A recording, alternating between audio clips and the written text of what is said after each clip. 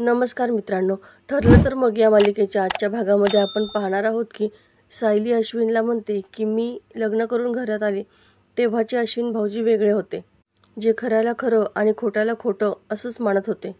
बायकोला साथ देणं बरोबर आहे, पण तुम्ही आज तिच्यासाठी आईबाबांशी खोटं बोललात हे काही मला पटलेलं नाही. आम्ही जेव्हा चुकलो तेव्हा तुम्ही आमची कानउघडणी केली, आमची साथ दिलीत, हे सगळं ठीक आहे. मग हेच तुम्ही प्रियाच्या बाबतीत का करत नाही आहात? अश्विन म्हणतो, तुझ्या कुठल्याही प्रश्नाची उत्तरं माझ्याकडे नाही आहेत. सायली म्हणते, कारण तुमच्याकडे उत्तर नाहीच आहेत. आता इकडे मधुभाऊ जेव्हा बसलेले असतात तेव्हा त्यांच्या डोक्यामध्ये फक्त तो फोटो सापडल्याचे विचार चालू असतात. मधुभाऊ स्वतःशीच म्हणतात की माझ्या मुलांच्या बाबतीत माझी नजर धोका खाऊ शकत नाही, पण अर्धवट माहितीच्या जोरावरती मी साऊला काही सांगूही शकत नाही. लवकरात लवकर प्रियाशी बोलून काहीतरी सोक्षमोक्ष लावायला हवा. आत्ताच बोलतो मी प्रियाशी, सोक्षमोक्ष लावून घेतो. मधुभाऊ प्रियाकडे येतात. प्रिया म्हणते, तुम्ही इथं कसं काय आलात? कारण काम असतं तुमचं तर तुम्ही लगेच लाडक्या सायलीकडे गेला असतात ना, माझ्याकडे कशाला आला असतात? मधुभाऊ म्हणतात की तुझ्या आयुष्यातले निर्णय तू परस्पर घेतलेस, त्यानंतर आपल्यात काही बोलणंच झालं नाही. म्हटलं आता तरी संवाद होतोय का बघूयात. प्रिया म्हणते, एवढं काय बोलायचं आहे तुम्हाला? तेव्हा मधुभाऊ म्हणतात, मुद्द्याचंच बोलतो. मला तुझ्या कपाटातली पर्स, बॅग जे काय असेल ना ते सगळं बघायचं आहे. मी तुझ्या बॅगेमध्ये सायलीच्या लहानपणीचा फोटो पाहिला, तो जरा निरखून बघायचा होता आणि खात्री करून घ्यायची होती. प्रिया खूप घाबरते आणि मी बॅग दाखवणार नाही असं बोलते. मधुभाऊ म्हणतात, अगं पण दाखवायला काय हरकत आहे, तुझ्याकडे लपवण्यासारखं काही नाही ना? अश्विन म्हणतो, दाखव बरं त्यांना बॅग, एकदाचा विषय संपव, म्हणजे ते परत परत इथे येणार नाहीत. प्रिया म्हणतच म्हणते की पोटलीतून सायलीचा फोटो बाहेर पडला असेल का, आणि सगळ्यांनी तो फोटो पाहिला तर लगेच सगळे समजतील की सायलीच खरी तन्वी आहे. प्रिया लगेच नाटकीच बोलू लागते की आता मी असं का करू? माझ्या मनाविरुद्ध माझं कपाट मी कोणालाही का उघडून दाखवू? आश्रमात असताना सुद्धा मधुभाऊ हे असंच करायचे, माझ्यावरती नको नको ते आळ घ्यायचे, पण आता मी सुभेदारांची सून आहे. माझा नवरा माझ्या पाठीशी खंबीरपणे उभा आहे, मग यांची मानहानी मी का सहन करायची? मधुभाऊ म्हणतात, अगं कुठले आरोप केलेत मी असे तुझ्यावरती? तेव्हा प्रिया अश्विनला सांगू लागते, तुला माहिती आहे का, मी जेव्हा शाळेत जायचे ना तेव्हा हे माझ्या बॅगची झडती घ्यायचे आणि एक जरी चॉकलेट सापडलं ना तरीसुद्धा माझ्या थोबाडीत मारायचे. अरे ते आश्रमातले दिवस जरी आठवले ना तरीसुद्धा नको नको होतं मला, आणि आत्तासुद्धा कशातही काही नसताना यांना माझी झडती घ्यायचीच आहे. आता इकडे अर्जुन चैतन्याला सांगतो की आश्रमामध्ये भेट द्यायच्यासाठी कोर्टाची परवानगी काढ, शक्यतो उद्याचीच तारीख काढ. चैतन्य हो म्हणतो आणि तिथून निघून जातो. आता अर्जुनची नजर सायलीवरती पडते. सायली तिच्या विचारांमध्ये दंग असते. ती मनात विचार करते की प्रिया तर नेहमीच चुकीची वागते, पण आता अश्विन भाऊजी सुद्धा आंधळेपणाने तिला पाठीशी घालतायत, त्यांना कसं समजवायचंय? तेव्हा अर्जुन येतो आणि कसला विचार करताय असं विचारतो. सायली काही नाही असं म्हणते. अर्जुन म्हणतो की मी मधुभाऊंना भेटायला चाललोय. आश्रमामध्ये जाण्याची परवानगी आपल्याला मिळाली तर त्यांची मनाची तयारी असायला हवी ना, म्हणून. आता इकडे मधुभाऊ म्हणतात, मी तुझ्या दप्तराची झडती घ्यायचो, मी तुला मारायचो, अगं प्रिया किती खोटारडेपणा करशील? तेव्हा अश्विन जोरातच त्यांच्यावरती ओरडतो आणि हा आवाज अर्जुन सायली ऐकतात. अश्विन म्हणतो, तुम्ही एकतर आमच्या खोलीमध्ये यायलाच नको होतं आणि आलात तर आलात, वर तन्वीला खोटारडी बोलताय. आता मीच तुम्हाला तिचं कपाट उघडू देणार नाही. अश्विनचा आवाज ऐकून अर्जुन, सायली, प्रताप आणि कल्पना देखील त्याच्या खोलीमध्ये येतात. अश्विन म्हणतो की मला तुमच्यावरती आवाज चढवायला लावू नका मधुभाऊ, जा तुम्ही इथून. कल्पना काय झालं असं विचारते. तेव्हा तन्वी लगेच मनात विचार करते की आता जर मधुभाऊंनी फोटोचा विषय काढला तर लगेच सर्वांना कळेल, तर माझे हात तेव्हा कुत्रेसुद्धा खाणार नाही, आणि ती लगेच विषय बदलते. काही नाही, मी अश्विनसोबत लग्न करून आले ना म्हणून मधुभाऊ जरा रागावले, मला उलटसुलट प्रश्न विचारत होते की मी हे सगळं मुद्दाम सायलीला त्रास द्यायला करते का? आता प्रिया जे बोलते ते ऐकून अश्विन मात्र थक्क होतो, कारण अश्विनला कळालेलं असतं की प्रिया खोटं बोलतीये. सायली म्हणते, मधुभाऊ तुम्ही इथं आलाच कशाला? तुम्हाला माहिती होतं ना प्रिया लगेच तमाशा करेल.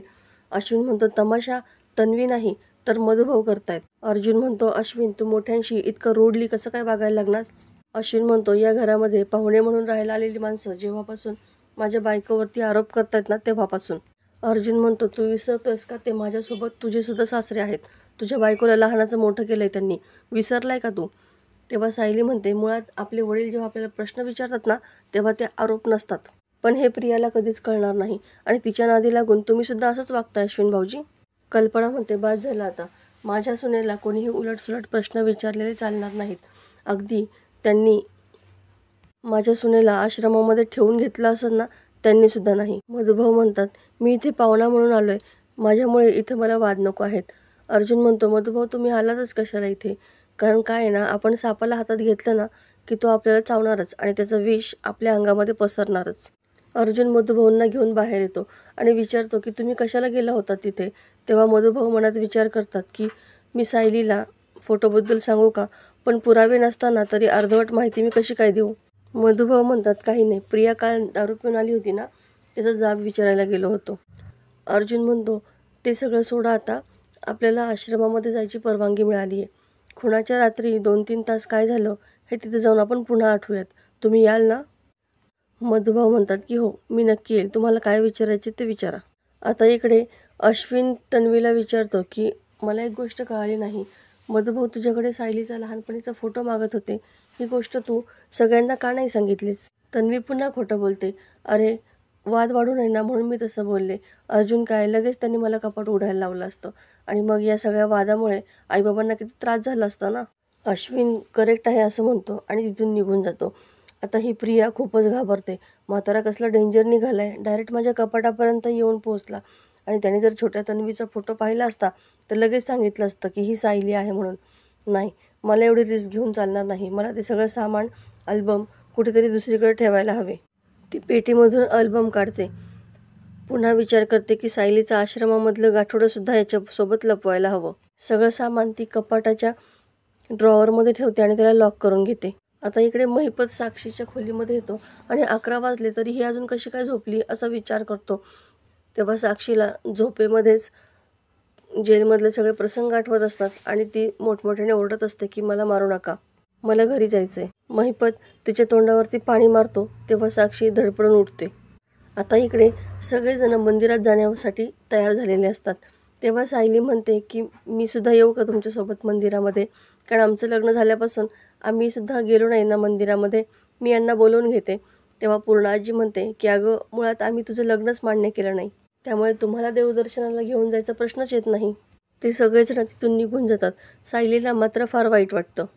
आता इकडे मधुभाऊ विचार करतात की घरात कोणीच नाही आहे, मला धीर एकवटायलाच हवा आणि ते लगेचच प्रियाच्या खोलीमध्ये जातात आणि पुन्हा बॅग तपासायला लागतात. आता सर्वजण बाहेर जात असतात तेव्हाच लगेच प्रियाला आठवतं की मी माझा मोबाईल खोलीतच विसरली आहे. प्रिया मधुभाऊंना कपाट उचकताना पाहते.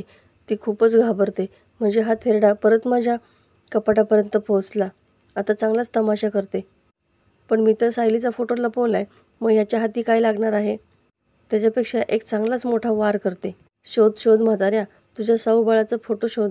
मधुभाऊ सगळं शोधतात पण त्यांना काहीच सापडत नाही आणि प्रिया गुपचूप तिथून निघून जाते. मधुभाऊसुद्धा खोलीतून बाहेर पडतात. इकडे सायली जरा नाराज असते. अर्जुन म्हणतो, घरच्यांसोबत मंदिरात जाता नाही आलं म्हणून नाराज आहात ना? सायली म्हणते, पण तुम्हाला कसं कळालं?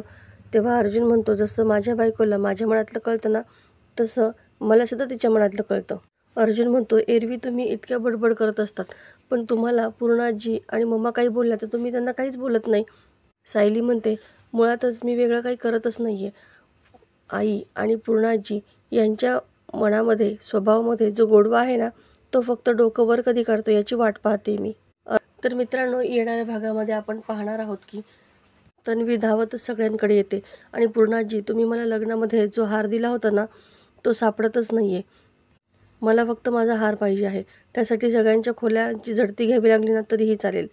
पूर्णाजी म्हणतात की अश्विन, तू अर्जुनची खोली तपास. आता प्रियाचा खूप मोठा डाव असतो की मधुभाऊंवरती चोरीचा आळ टाकायचा. तर आता मालिकेचे पुढचे भाग अतिशय रंजक आपल्याला पाहायला मिळणार आहेत. आजचा हा एपिसोड तुम्हाला कसा वाटला हे सांगायला विसरू नका. अशाच नवनवीन व्हिडिओसाठी चॅनलला सबस्क्राईब करा. नोटिफिकेशनसाठी बेल आयकॉन अवश्य दाबा. व्हिडिओ पाहिल्याबद्दल धन्यवाद.